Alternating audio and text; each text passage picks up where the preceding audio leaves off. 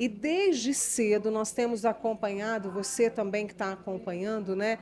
Muitos debates importantes, muitas conversas importantes, e com certeza desse fórum vão sair novas ideias, vão sair soluções, porque os debates, as conversas não param, trazendo aí para a agricultura a importância que ela tem e tudo que se faz necessário para que cada vez mais ela esteja presente na vida de toda a sociedade. Eu estou recebendo aqui hoje o Simão Pedro Lima, que é diretor-presidente da Expocacer lá de Patrocínio, né? O Simão, que é um amigo querido também, que me ensina muito sobre café. E o Simão estava me contando aqui agora há pouco sobre um encontro importante que a gente tem no mundo. A última edição foi o ano passado, a COP 28.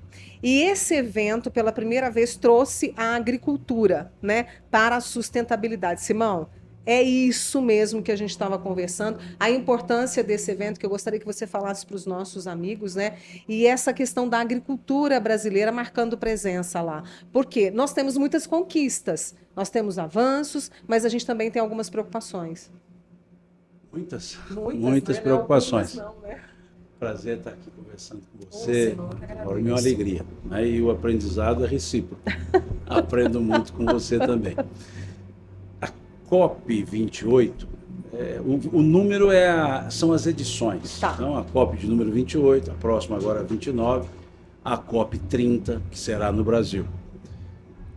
É um fórum de discussões sobre as questões climáticas no mundo. Então, desde lá do Acordo de Paris, e vem se discutindo sobre as questões climáticas. E sempre discussões por grupos técnicos desse mundo do ambiente, mundo climático. E a agricultura, ela sempre foi vista como um elemento propiciador de condições não agradáveis para a questão climática. E a COP 28, a presença de representantes brasileiros do mundo da agricultura, mostrou outra realidade. A agricultura, e no nosso caso a cafeicultura, ela é contributiva para a questão climática, para a questão ambiental. A cafeicultura, a árvore de café, ela é uma árvore como qualquer outra. Ela cresce, ela faz a fotossíntese, e com um detalhe, a árvore de café, ela sempre está em crescimento. Os crescimentos de ramos, né, ou ramas, que o pessoal gosta de chamar, que é onde produz o café. A produção de café só se dá em parte nova do galho. Então, o galho precisa crescer para que haja produção. Onde já produziu, não se produz mais. Então, é crescimento constante. E uma planta só faz sua fotossíntese enquanto ela está em crescimento. Então, o café faz fotossíntese durante toda a sua vida, diferente de outras plantas que atingem um porte e não mais crescem. Então, a fotossíntese é que permite essa troca do carbono, a retenção do carbono, a liberação do oxigênio. Então, a lavoura de café, ela é sequestradora de carbono. E ela consegue sequestrar mais carbono do que ela emite, que a gente chama de balanço negativo. Então, a agricultura, ela é necessária, porque é o alimento. Sem o alimento, nós não teremos um dos principais elementos do ecossistema, que é o ser humano. Então, não há como olhar a agricultura com um olhar discriminatório. Ela é necessária. Agora, a agricultura também não é predatória, não pode ser predatória. E é justamente esse ponto de equilíbrio que o diálogo agora começa a buscar. Não mais um extremo acusando a agricultura, não mais a agricultura se dizendo incólume a acusações, mas uma justa posição. E é isso que a agricultura tecnificada, e o cerrado é eminentemente tecnificado, a agricultura tecnificada vem mostrar.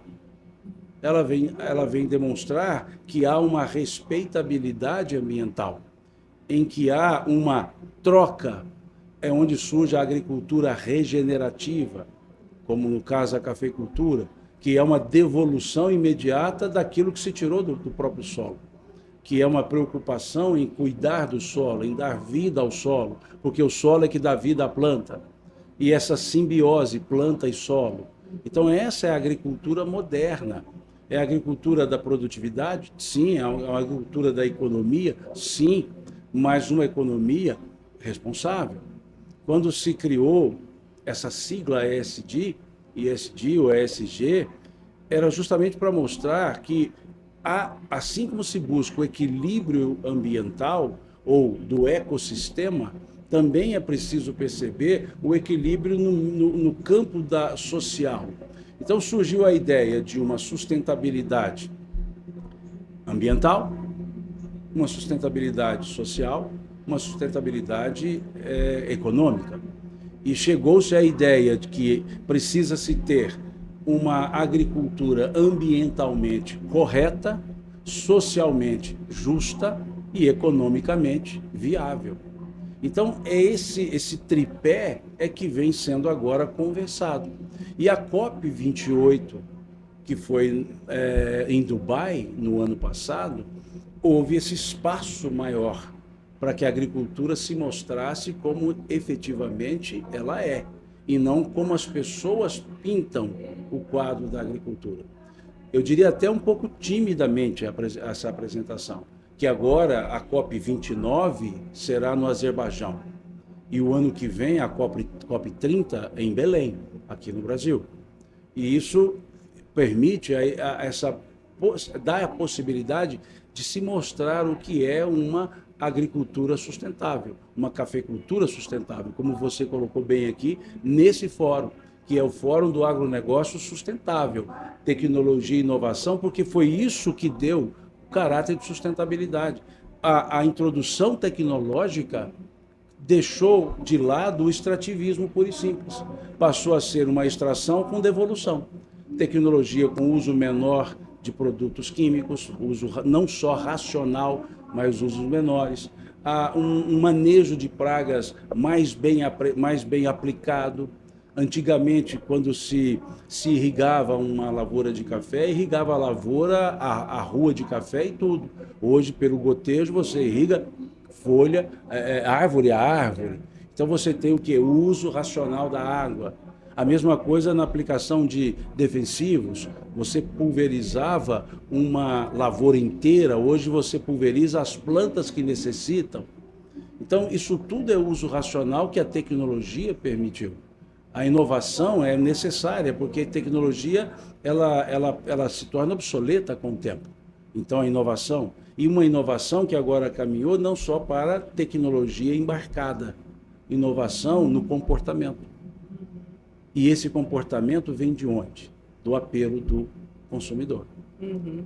O consumidor que tem mais ou menos 25 anos de idade, de 18 a 25 anos, que representa 20% da população. Significativo, né? 20%, que só tende a aumentar. Se nós olharmos a escala de gerações, que temos lá a geração mais antiga, eu não vou dizer mais antiga porque eu me incluo nela, mas a geração que eles chamam de Baby Boomer, que é ali a turma dos anos até 64, a geração que veio do pós-guerra, que passou fome, da guerra, isso falando pelo continente europeu. Essa geração, ela representa mais ou menos 16% da população. A Baby Boom é a geração nova, que nasceu lá em 95, 20%, 22%. A geração que nasceu nos anos 80, 81, 82, representa mais 34%, que é a chamada geração milênio, geração Y. Então, se nós somarmos os jovens, que são aqueles que nasceram de 82 para cá, nós estamos falando em mais de 50%. E mais de 50% da força de trabalho. E essa geração tem uma característica. A geração X, a geração Baby Boomer, é muito em cima de preço, economizar. Quanto custa isso? A geração Z também olha isso, mas ela pergunta primeiro, de onde veio esse produto? como ele foi produzido. E por melhor que seja, se as condições de produção são degradantes ambiental ou socialmente, não adquire. Simão, você trazendo esses números, essas estatísticas e mostrando esse consumidor e o que ele está preocupado, o que ele quer que entra nessa questão aqui do fórum. Aí eu vou trazer uma conversa que eu tive um pouco mais cedo, que é desse jovem que nasceu ali dentro de uma lavoura, vamos dizer assim, e que vai para fora, vai para o mundo e que vai voltar justamente com essa preocupação para ajudar o pai, para ajudar o avô, para ajudar o tio. Eu não sei se o meu pensamento foi muito correto aqui, mas faz sentido, até para ajudar nessa questão que a gente está vivendo, são as condições climáticas, né? Esse jovem volta porque há um item do tripé, economicamente viável. Porque se não for viável, ele não volta. Em outros países produtores, há um êxodo rural. Os pais produzem, os filhos vão para a faculdade e não querem voltar para produzir, porque não é viável economicamente. É uma agricultura, digamos, muito incipiente em termos de escala, que não dá rentabilidade de sobrevivência. Aqui é um pouco diferente, principalmente o cerrado. A agricultura, ela é um empreendimento pensado, organizado, mensurável, e o jovem vai se preparar para dar a essa agricultura aquela inovação que ele trouxe da faculdade, da universidade, e somando isso ao perfil natural da geração, ele é demandante de um produto e agora ele será o produtor daquele produto. Então ele era um demandante de produtos, digamos, inteligentemente produzidos. Agora ele terá que produzir também de maneira inteligente. Então você, mineiramente falando, une a fome com a vontade de comer, né? Esse jovem que quer um produto sustentável, agora ele está na produção. E ele não vai produzir senão de forma sustentável. Então cria-se essa característica multiplicadora. E a geração jovem vai cada vez mais aumentando. E a geração baby boomer vai cada vez mais acabando. A geração X vai acabando. E veja, quando falamos da geração jovem, é de 95 a 2010. A turma que nasceu depois de 2010, nós não sabemos o perfil de consumo ainda. O perfil de consumo, que eu quero dizer, de como enxergam o consumo. Nós enxergávamos o alimento para matar a fome.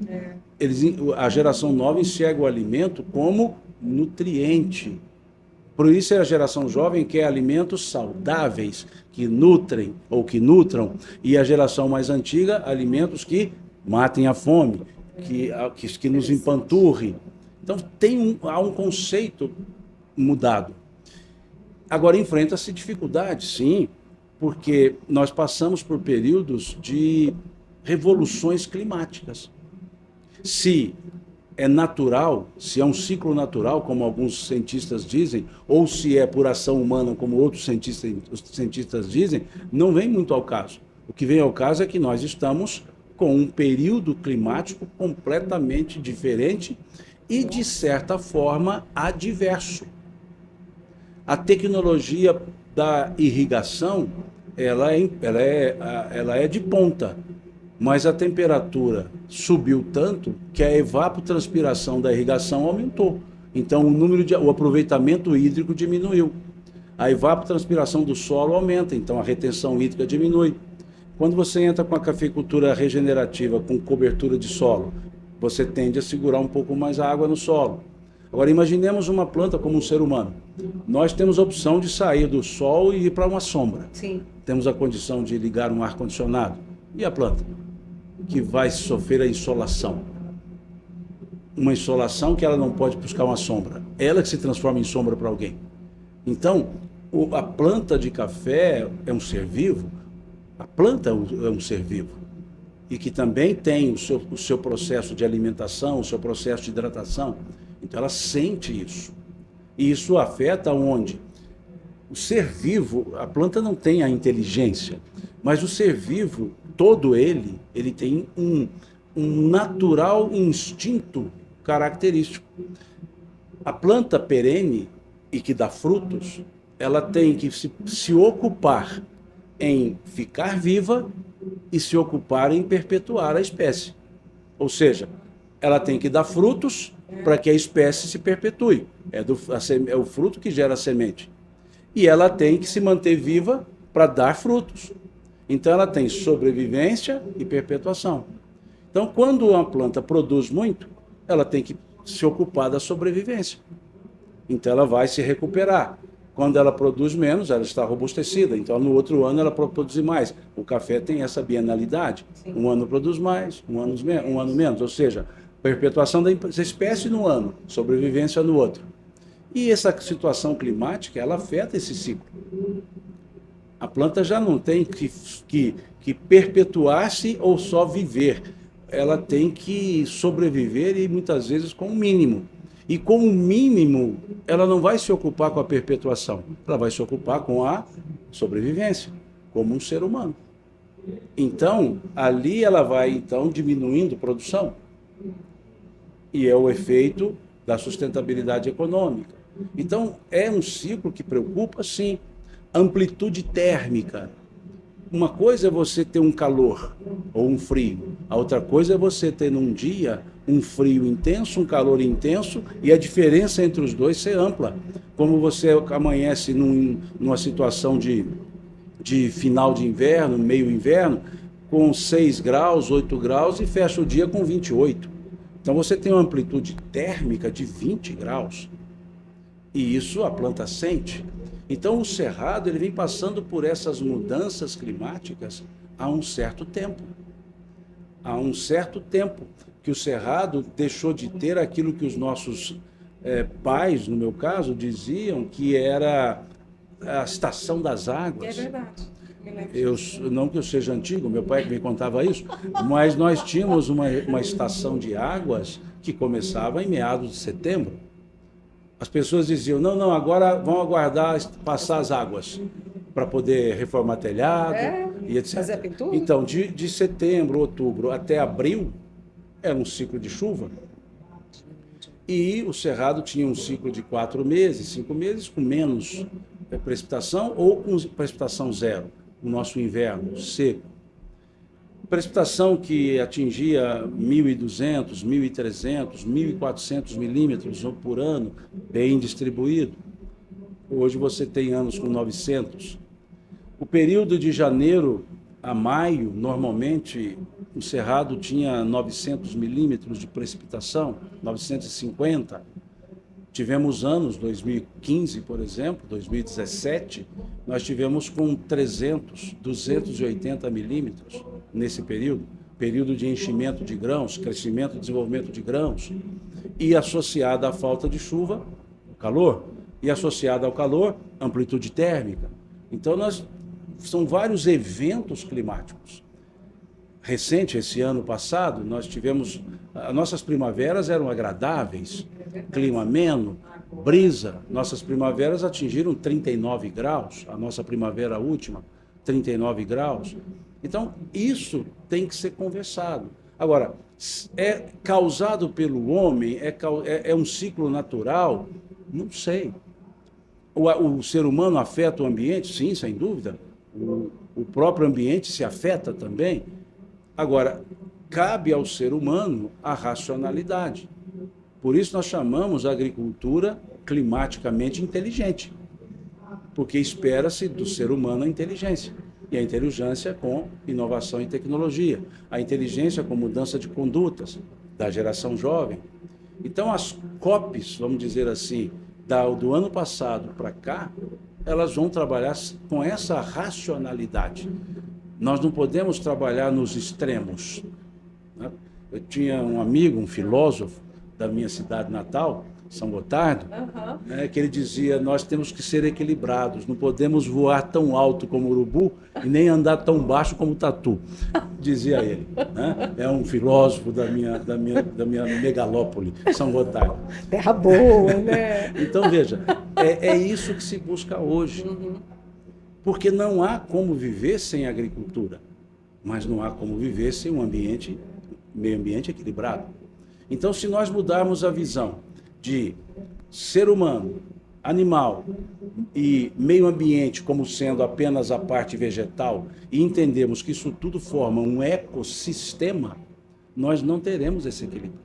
Agora, quando é ecossistema, eu faço parte. Eu não quero destruir aquilo que eu preciso para viver. Eu não posso viver daquilo que eu tiro do outro para viver. Então, ou seja, é esse equilíbrio que se precisa ter nessas discussões, nesses debates, nesses que eu prefiro transformar em diálogos, né? Porque debate é um termo que pressupõe ganhador e perdedor. Se há um debate, alguém ganhou. Agora, se há um diálogo, construiu-se uma ideia. Então, eu diria que nós precisamos ter diálogos ambientais e não debates ambientais. Porque é a turma do tá certo contra a turma do está errado. E o que está errado aqui vê o errado de cá. E o certo daqui vê o errado de lá, o de lá vê como certo. E aí o debate se transforma num digladio e o diálogo fica esquecido. E o diálogo é: qual a sua ideia? Qual a minha ideia? Qual a nossa ideia?